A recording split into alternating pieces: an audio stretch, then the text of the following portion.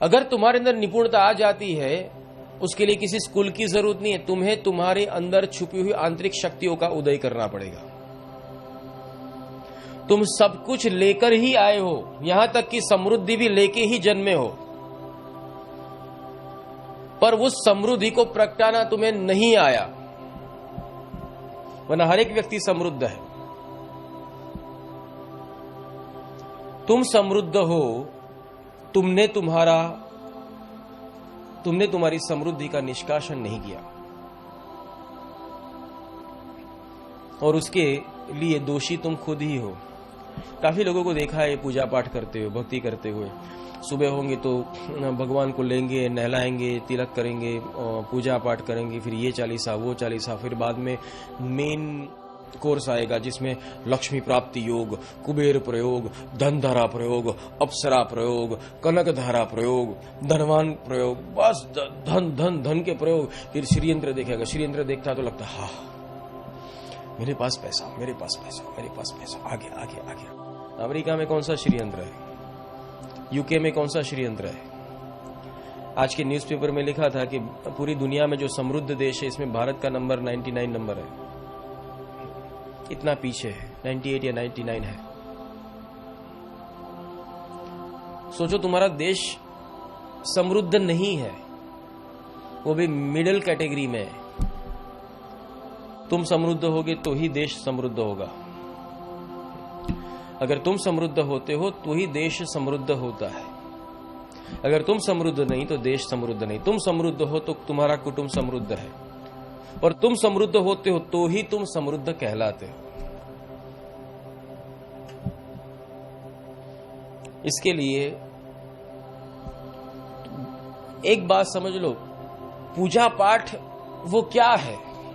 कभी कभी ये तुम्हारी एक नासमझी होती है।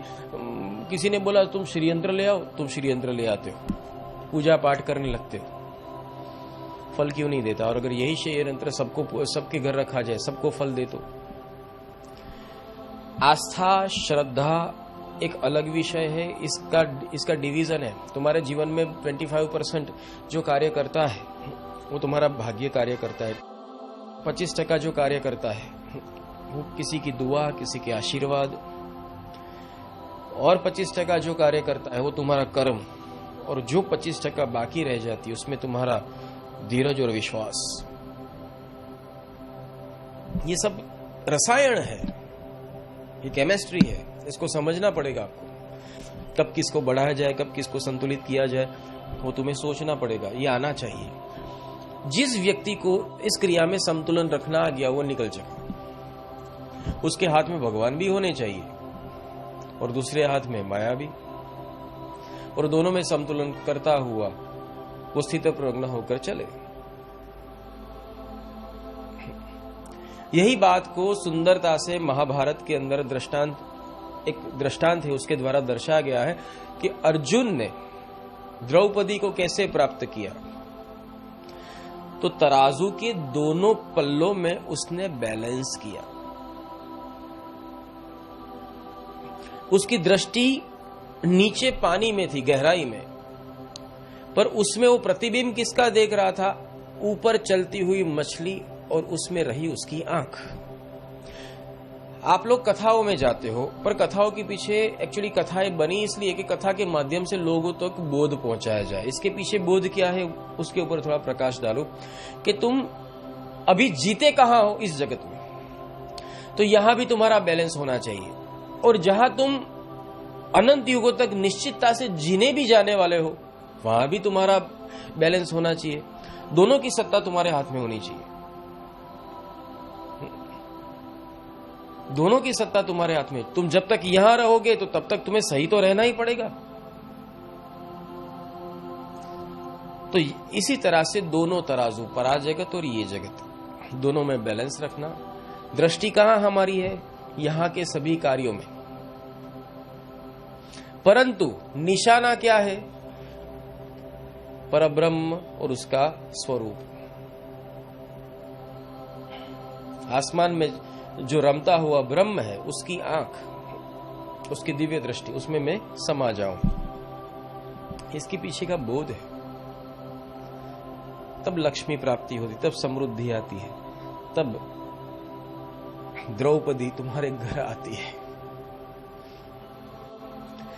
परिभाषा यहां पर इस तरह की है कि तुम्हें अपने जीवन में बैलेंस रखना है। ये बैलेंस, एक बात बताता हूं, तुम कहां मार खाते हो।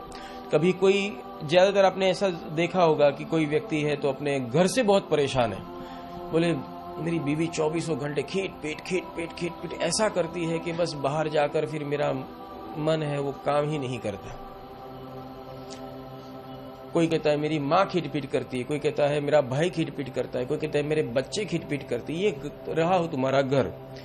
कभी कभी ये होता है घर जाता हूं और सीधा ही बाबूजी मेरे पे टूट पड़ते, कितना लेट आया, मेरे लिए दवाई क्यों नहीं ले आता, तो तुझे घर का भार नहीं, वगैरह वगैरह। ये घर घर की कहानी है। तो तुम्हें इससे परेशान नहीं होना है, इसको बैलेंस करना सीखना है।